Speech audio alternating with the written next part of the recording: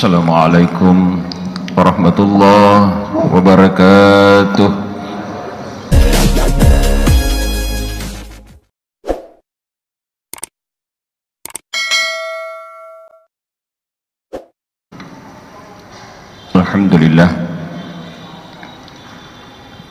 Alhamdulillahillazi anzala as-sakinata fi qulubil mu'minin liyazdadu imanan ma'a imanihim. Asyhadu an la ilaha illallah al-malikul haqqul mubin al-wahidul qahhar wa asyhadu anna muhammadan abduhu wa rasul al-mab'usu rahmatan lil alamin. Allahumma salli ala sayyidina wa habibina wa syafi'ina wa maulana Muhammad khatamil anbiya wal mursalin wa ala alihi wa ashabihi ajma'in. Rabbi shrah li sadri wa yassir li amri wahlul 'uqdatam min lisani yafqahu qawli.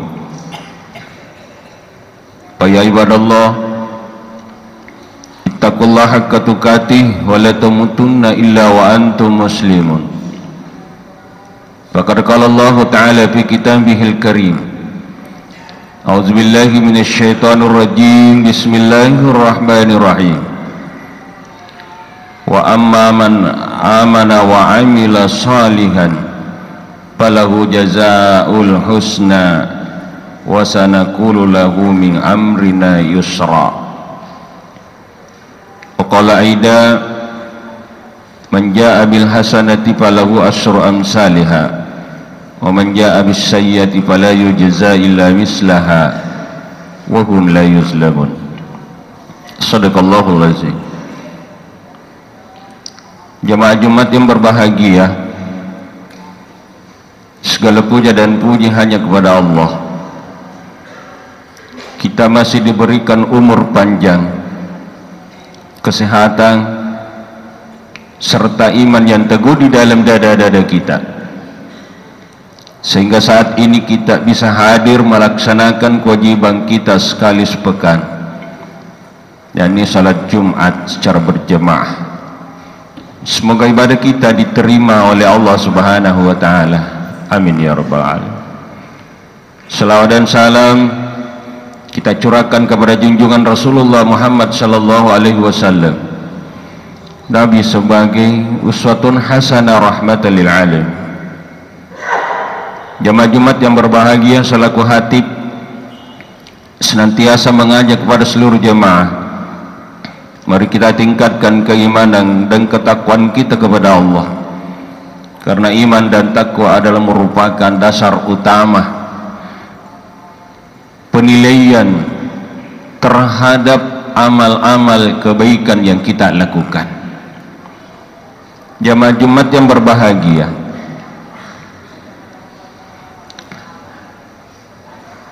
berbahagialah kita hari ini. Kita masih dapat melakukan kewajiban-kewajiban kita.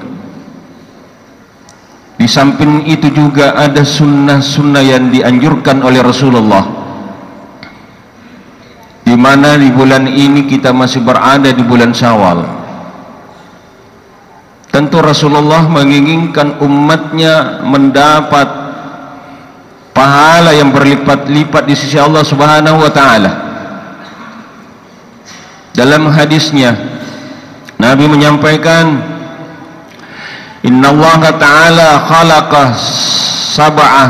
khalaqas samawati wal ardi biyaumi Syawal wa man samaha min sittah qatabalahu kulla adadin hasanin, akan dicatat baginya orang-orang yang berbuat kebaikan di bulan Syawal ini, karena Allah menciptakan langit dan bumi di bulan Syawal. Bisittati ayami, dalam waktu 6 hari. Maka siapa yang berpuasa 6 hari bulan Syawal, qatabalahu, maka Allah mencatat baginya kulla adadin min halkihi, dari setiap ciptaan Allah itu yang berada di dalam antara langit dan bumi, setiap kebaikan. Betapa banyak kebaikan yang Allah berikan kepada kita. Tentu kita sulit untuk mencatat, menghitung betapa banyaknya makhluk-makhluk Allah ciptakan. Dan setiap makhluk Allah ciptakan, ketika kita berpuasa di bulan Syawal ini 6 hari, apakah dengan berturut-turut ataukah dengan berselang-seling, dalam waktu di bulan Syawal ini, maka kita memperoleh pahala begitu banyak di sisi Allah Subhanahu wa taala. Wa yamhu sayyi'at. Yang kedua, Allah menghapus segala dosa dan kesalahan kita. Wa yarfa'u darajat. Yang ketiga, Allah mengangkat derajat kita. Betapa bahagianya hamba Allah yang mana melakukan puasa Syawal 6 hari di bulan Syawal ini. Mari kita niatkan dengan hati yang suci. Salah satu bentuk istiqamah kita setelah bulan Ramadan, kita melakukan puasa 30 hari, ada yang 29 hari, dan dijadikan sebagai tarbiyah, sebagai pembelajaran, sebagai pembiasaan. Maka istiqamah di sini setelah Ramadan kita lanjutkan dengan tetap berpuasa. Bagaimana pahala didapat? Man jaa bil hasanati falahu asyru amsalihha. Siapa yang berbuat satu kebaikan akan dibalas dengan 10 kebaikan.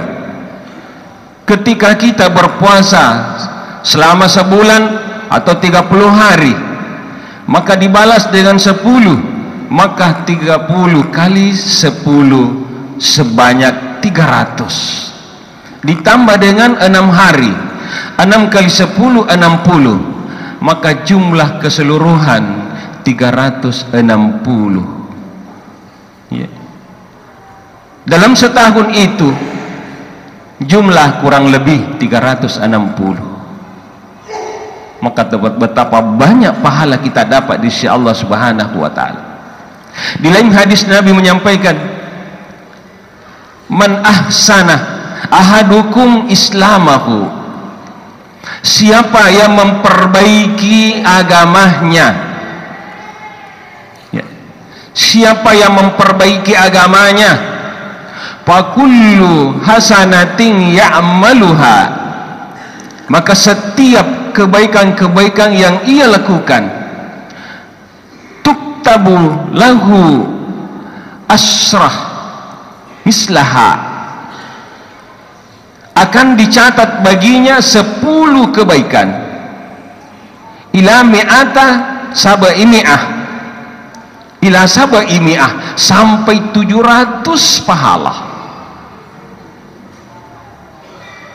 Masya Allah. Hatta yulqa azza wa jalla yaumal qiyamati, sampai ia berjumpa dengan Allah di hari kemudian. Inilah harapan Rasulullah sallallahu alaihi wasallam kepada Allah agar supaya umatnya itu diberikan fasilitas, sehingga Allah menerima doa Nabi itu, sehingga umat Muhammad itu diberikan fasilitas khusus dibanding dengan umat-umat terdahulu. Ada 3 hal. Pertama, umat Muhammad itu dilipat gandakan pahala-pahala ibadahnya karena umat Muhammad itu umurnya pendek-pendek dan tubuhnya kecil-kecil. dan juga malas beribadah. Sementara umat-umat terdahulu itu umurnya panjang-panjang, tubuhnya besar-besar dan kuat beribadah, sehingga Nabi meminta kepada Allah fasilitas khusus. Maka kebaikan yang kita lakukan, dari satu kebaikan berlipat menjadi 10, dari 10 bisa berlipat menjadi 700, bahkan khairu min alfi syahrin, melebihi daripada 1000 bulan. Masya Allah. Dalam riwayat, Nabi Musa alaihissalam pernah membaca di dalam kitab At-Taurat. Apa bunyinya? Di situ tertulis bahwa akan datang satu umat, akan dilipat gandakan pahala ibadahnya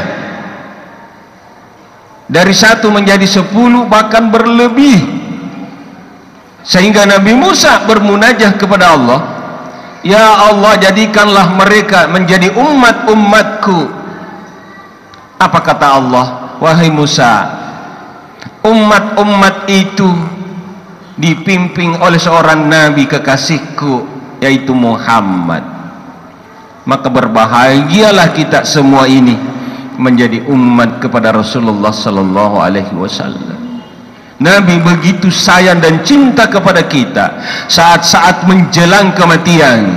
Bukan istri yang dipanggil, bukan bapak yang dipanggil, bukan ibu yang dipanggil, tapi yang dipanggil ummati, ummati, ummati, umatku, umatku, umatku.